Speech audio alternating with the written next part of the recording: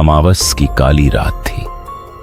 कुमाऊं की पहाड़ियों के बीच बसे धुंधली घाटी गांव में सन्नाटा इतना गहरा था कि किसी के सांस लेने की आवाज भी सुनाई दे जाए। गांव वाले कहते थे कि जब जंगल से भेड़ियों के रोने की आवाज आए तो समझो कि मौत अपने पैर पसार रही है। उस रात आर्यन अपनी कार से घर लौट रहा था। धुंध इतनी थी कि हेडलाइट की रोशनी भी बस 2 कदम आगे तक जा पा रही थी।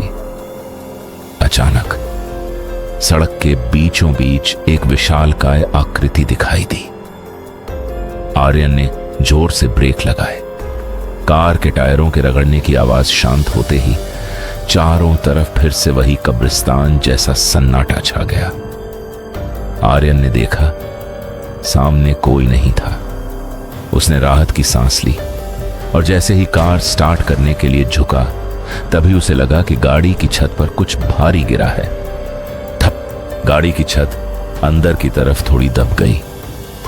आर्यन का दिल जोर जोर से धड़कने लगा। उसने धीरे से ऊपर देखा। कांच के पार उसे एक पीले रंग की चमकती हुई आंख दिखाई दी। वो कोई सामान्य भेड़िया नहीं था। वो खड़ा था इंसानों की तरह 2 पैरों पर। उसका शरीर आम भेड़ियों से 3 गुना बड़ा था और उसके नाखूनों ने गाड़ी की छत को धातु की तरह चीर रखा था।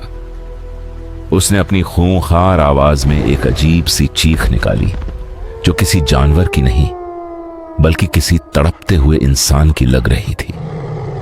आर्यन ने कार भगाने की कोशिश की लेकिन इंजन स्टार्ट नहीं हुआ।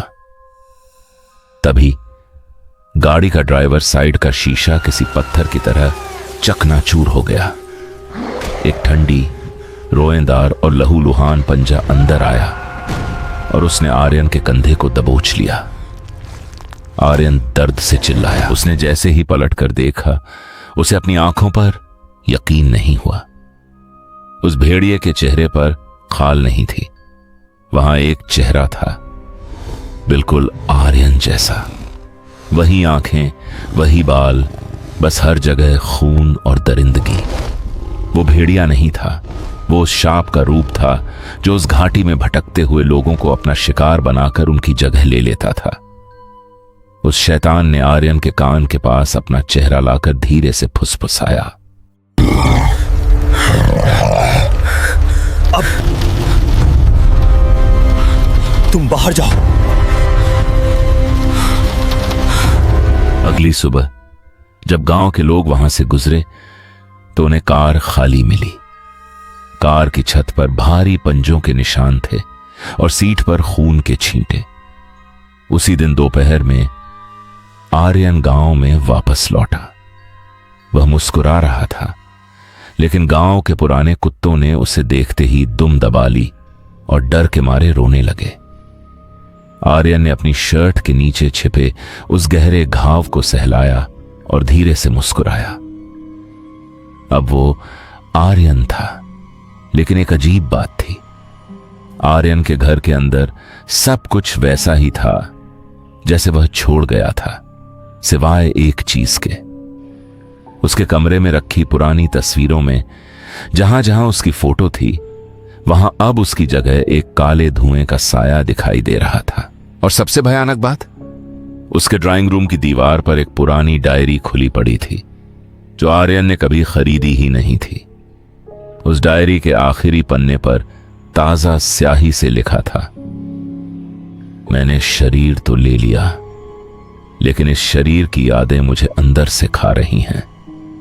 इस गांव के हर घर की नींव के नीचे कुछ दफन है जो मुझे अपनी ओर खींच रहा है। आर्यन, जो अब वह भेड़िया था, ने जब वो पढ़ा तो उसकी आंखों के सामने एक धुंधली सी तस्वीर आई।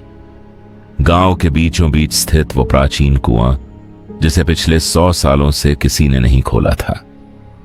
उसे महसूस हुआ कि उसकी रूह और उस भेड़िए की रूह के बीच एक अदृश्य बेड़ी बंधी है। तभी गांव के सरपंच ने उसे अपने पास बुलाया। सरपंच ने बिना आर्यन की तरफ देखे उसके कंधे पर हाथ रखा और कांपती आवाज में कहा, तुम वापस आ गए आर्यन, लेकिन तुम अकेले नहीं आए हो, है ना? आर्यन के पैरों तले जमीन खिसक गई। क्या सरपंच को पता था? क्या उस पूरे गांव को पता था कि वो क्या है? जैसे ही आर्यन ने सरपंच की तरफ देखा, सरपंच की आंखें अचानक सफेद हो गईं और उसके गले से एक ऐसी डरावनी आवाज निकली जो भेड़ियों के रोने से भी भयानक थी। उसने कहा, इस गांव का हर इंसान एक भेड़िए का इंतजार कर रहा है। आज रात धुंध और गहरी होगी और आज रात हमें अपना अगला आर्यन मिल जाएगा।